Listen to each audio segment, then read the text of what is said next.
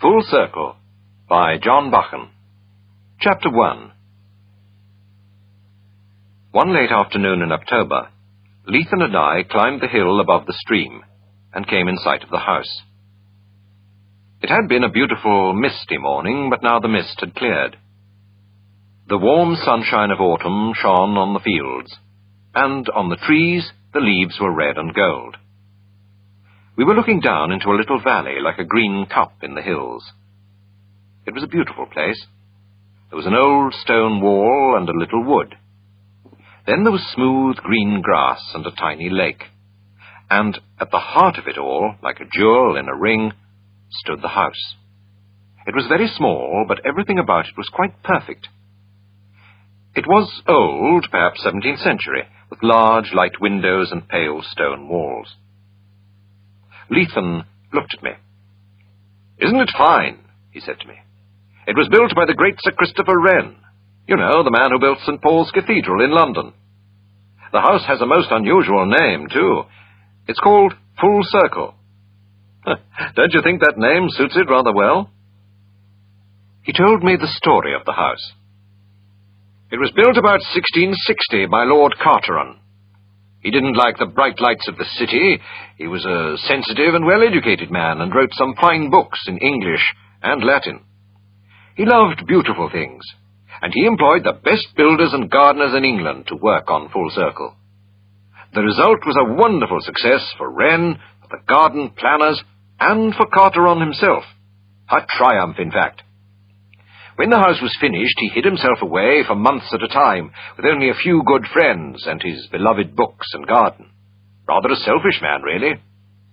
He didn't do much for his king or his country, but he certainly had style. He knew how to enjoy life. He knew how to live well. He did only one foolish thing in his whole life. He became a Catholic. That was a dangerous thing to do in those days. Catholics were not popular then.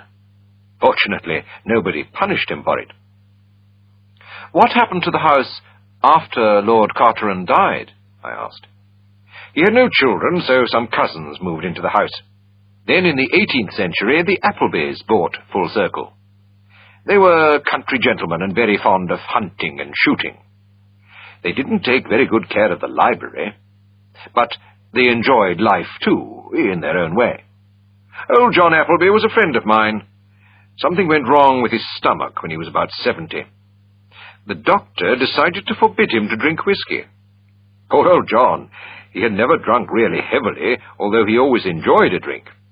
'Do you know, Lethan,' he told me, 'since I stopped drinking whiskey, I realized something. I've lived a long life, a useful one too, I hope. But in all that time, I've never been completely sober.'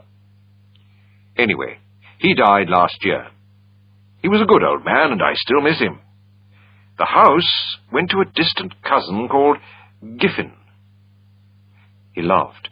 "Julian and Ursula Giffen. Perhaps you've heard of them. People like the Giffens always go about in pairs. They write books about society and personal relationships. Books called The New Something, or Towards Something Else, or An Examination of Something Completely Different. You know the sort of thing. Good, kind people, but extraordinarily silly. I first met them at a trial. The criminal was certainly guilty, but the police couldn't prove it. The Giffens were involved, of course. They felt sorry for the poor criminal. Well, I went 2 or 3 times to their house in North London. Dear God, what a place! No comfortable chairs, and the ugliest curtains I've ever seen. No style, you see. They didn't know how to live well." "I'm surprised that you're so friendly with them," I said. "They don't sound your kind of couple at all." "Oh, I like human beings. Lawyers like me have to study people. It's part of our job. And really, the Giffens have hearts of gold. They're sensitive and kind and somehow very innocent. They know so little about life. I wonder how they will like living in Fullcircle." Chapter 2. Just then we heard the sound of bicycle wheels on the road. The rider saw Lethan and got off his bike. He was quite tall, perhaps 40 years old. A big brown beard covered the lower half of his thin, pale, serious face. Thick glasses covered his short-sighted eyes. He wore short brown trousers and a rather ugly green shirt. "This is Julian Giffen," said Lethem to me. "Julian, this is Harry Peck. He's staying with me. We stopped to look at your house. Could we possibly have a quick look inside? I want Peck to see the staircase." "Of course," said Mr. Giffen. "I've just been into the village to post a letter. I hope you'll stay to tea. Some very interesting people are coming for the weekend." He was gentle and polite, and clearly he loved talking. He led us through a gate and into a perfect little rose garden. Then we stood in front of the doorway, with Carpe Diem above the door. I have never seen anything like that hall, with its lovely curving staircase. It was small, but every detail was perfect. It seemed full of sunlight, and it had an air of peace, confidence, and happiness. Giffen led us into a room on the left. "You remember the house in Mr. Appleby's time, don't you, Lethem? This was the chapel. We've made a few changes. Excuse me, Mr. Peck, you aren't a Catholic, are you?" It was a beautiful little room. It had the same look of sunny cheerfulness as the rest of the house. But there were new wooden shelves against the walls. They were covered with ugly new paperback books and piles of papers. A big table with a green tablecloth filled most of the floor. 2 typewriters stood on a side table. "This is our workroom," explained Giffen. "We hold our Sunday meetings here. Ursula thinks that every weekend we ought to produce some really useful work. We welcome busy people to our home, and we give them a pleasant place to work in." A woman came into the room. She could be pretty, I said to myself, if she tried. But she didn't try. She had tied back her reddish hair behind her ears. Her clothes were ugly and wildly unsuitable for a country life. She had bright, eager eyes like a bird, and her hands trembled nervously. She greeted Lethem warmly. "We're so comfortable here," she said. "Julian and I feel as if we've always lived here. Our life has arranged itself so perfectly. My home for unmarried mothers in the village will soon be ready. I plan to bring young women from London to it. Our workers' education classes will open in the winter. And it's so nice to invite our friends here. Won't you stay to tea? Dr. Swope is coming, and Mary Elliston from the New Society Group, and Mr. Percy Blaker from Free Thought magazine. I'm sure you'll enjoy meeting them. Must you hurry away? I'm so sorry. What do you think of our workroom? It was horrible when we arrived here, a kind of chapel, rather dark and mysterious. It's so much lighter and brighter now." "Yes," I remarked politely. "The whole house looks beautifully light and bright." "Ah, you've noticed. It's a strangely happy place to live in. It's just right for us, of course. It's so easy to influence it, to change it to suit our way of life." We said goodbye. We did not wish to meet Dr. Swope or Mary Elliston or Mr. Percy Blaker. When we reached the road, we stopped and looked down again at the little house. The setting sun had turned the pale stone walls to gold. It looked very calm and peaceful. I thought about the good-hearted couple inside its walls, and suddenly they seemed unimportant. They just did not matter. The house was the important thing. It had a masterful look. It seemed timeless, ageless, confident in its beauty. "Mrs. Giffen won't find it easy to influence this house," I said to myself. "It's much more likely to influence her." That night in the library of his house, Lethem talked about the 17th century. "The previous century was full of darkness, mystery, and fear. The people knew all about pain and death. They lived with pain and death every day, and they faced them bravely. They had their happy times, of course, but they had their dark, desperate ones, too. Their lives were like our weather, storm and sun. After 1660, things were different, calmer, less troubled. Those people knew how to live. Look at Fullcircle. There are no dark corners there. The man who built it understood how to find calm, gentle enjoyment in life. The trouble was, he was afraid of death. So he joined the Catholic Church, just to make sure. Chapter 3. 2 years later, I saw the Giffens again. It was almost the end of the fishing season. I had taken a day off from my work, and I was doing a little gentle fishing in a river near Lethan's house. Another man was fishing from the opposite bank. It was Giffen. I stood watching while he caught a large fish. Later I called to him, and we ate our sandwiches together. He had changed a lot. He'd shaved off his beard, and his face looked less thin and less serious than before. He was sunburnt, too, and looked more like a countryman than before. His clothes, too, were different. They were good, sensible country clothes, and suited him well. "I didn't know you were a fisherman," I said to him. "Oh, yes," he said. "I love it. This is only my second season of fishing, and I'm learning all the time. I wish I'd started years ago. I never realized what good fun fishing was." "Isn't this a beautiful place?" "I'm glad you enjoy fishing," I said. "It'll help you to enjoy your weekends in the country." "Oh, we don't go to London much these days," he answered. "We sold our London house a year ago. We never felt at home in London somehow. We are both so happy here. It's nice to see things growing." I liked him. He was beginning to talk like a true countryman. After a good day's fishing, he persuaded me to spend the night at Fullcircle.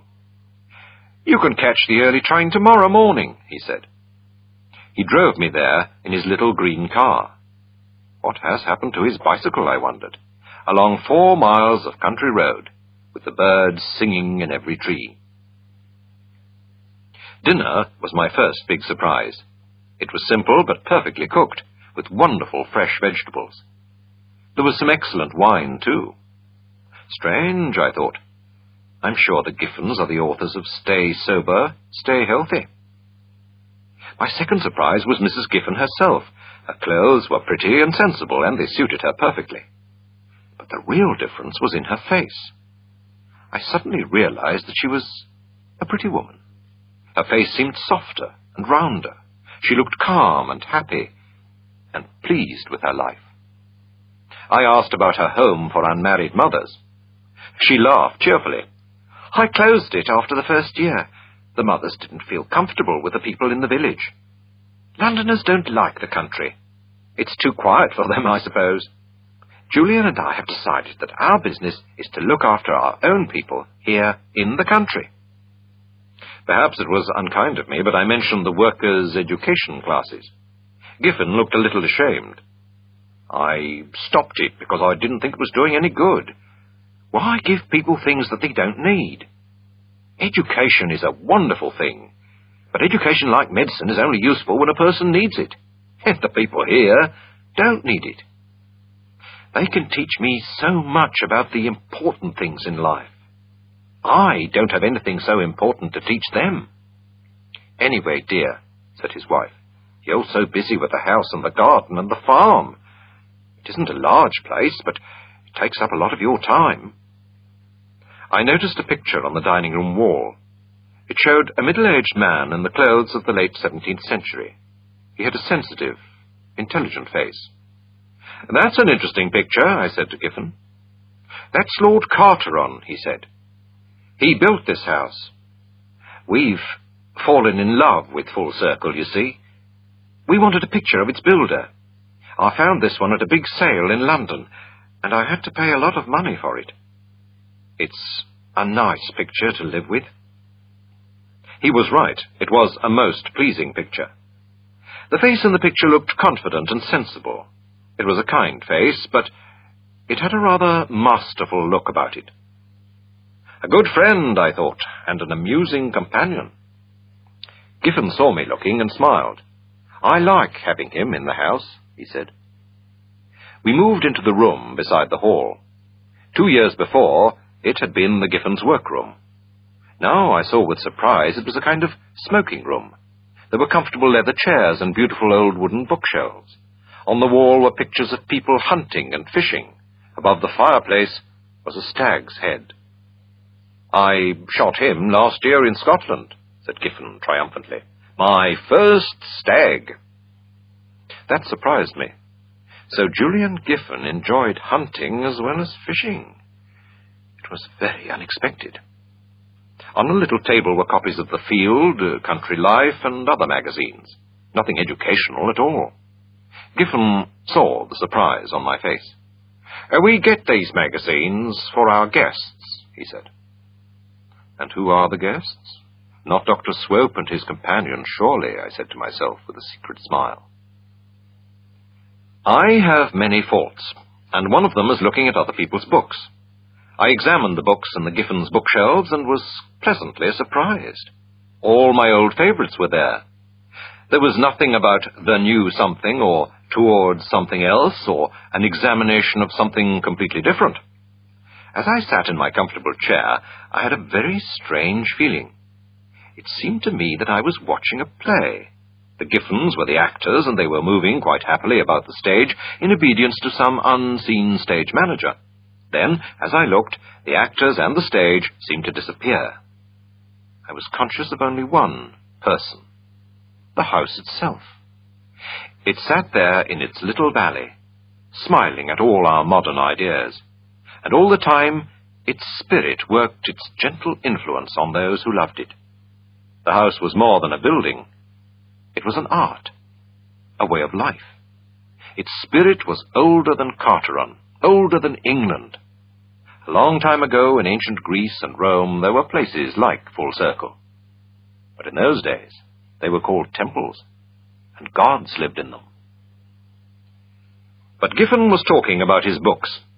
"I've been relearning my Latin and Greek," he said. "I haven't looked at them since I left university, and there are so many good English books, too, that I haven't read yet.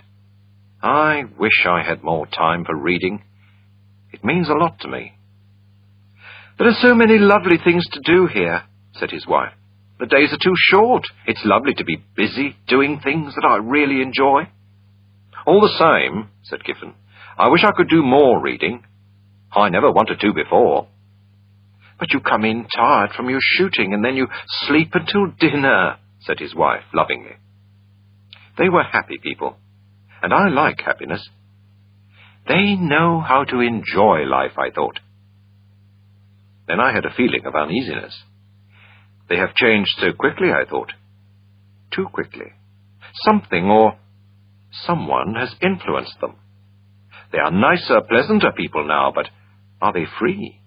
Are they doing what they want to do, or are they just actors on a stage? As Mrs. Giffen showed me up to my room, she smiled and said, "Isn't it wonderful? We found the perfect house for us. It's been so easy to change it to suit our way of life." I looked at her, and I wondered again who was doing the changing. Chapter 4. One November afternoon, Lethan and I were coming home from a ride. We were cold and wet and very tired. "Let's look in at Fullcircle," said Lethan. "It isn't far, and the Giffens will give us tea. You'll find a few changes there." "What changes?" I asked. "Wait and see," said Lethan with a smile. I wondered about these changes as we rode towards the house. Nothing bad, surely. The little house would never allow it. The house was lovelier than ever. Outside it was a dark November day, but the house seemed full of sunshine. A bright fire burned in the fireplace. There was a smell of wood smoke and flowers, and the house felt as warm and as kind as summer. We sat by the dining room fire, drinking our hot tea. I looked around for the changes that Lethan had mentioned. I did not find them in Giffen. He was exactly as I remembered him that June night after our fishing. He looked like an intelligent, sensitive man, completely happy with his life. Was it my imagination, or did he look a little like the picture of Lord Carteron? I looked at him, and then at the picture. Yes, I thought, there is something there. But his wife, the change was unmistakable. She was a little fatter, a little rounder. There were rings on her pretty hands. She talked more and laughed more often. "We are going to give a dance at Christmas," she said. "Promise me you'll come. We must do something to make the country cheerful in winter time." "To me," I said, "Fullcircle seems cheerful all through the year." "How kind of you to say that," she said. "If you say nice things about our house, you're really saying them about us, too." A house is just what its owners make of it. I was filling my pipe in the hall. I was just going to take it into the smoking room when Giffens stopped me. "We don't smoke there now," he said. He opened the door, and I looked in. The bookshelves had disappeared. It looked like a church. There was a little altar at one end of the room and a big silver cross. A silver lamp burned on the altar. Giffens shut the door quietly. "Perhaps you didn't know. Some months ago, my wife became a Catholic. So we made this room into a chapel again. It always was a chapel, of course, in the days of the Carterans and the Applebys." "And you?" I asked. "I don't think much about these things, but I'll do the same soon. It will please Ursula if we pray together, and it can't harm anybody." Chapter 5. Lethan and I stopped at the top of the hill and looked down again into the little green valley. Lethan laughed softly. "That house," he said. "I'm going to read everything I can find about old Carteran. I'm sure he was an extraordinarily clever man. I'm sure his spirit is still alive down there. He's making other people do as he did. You can send away the chaplain and turn the house upside down, but Carteran will get what he wants in the end." The sun came out from behind a cloud and shone on the stone walls of Fullcircle.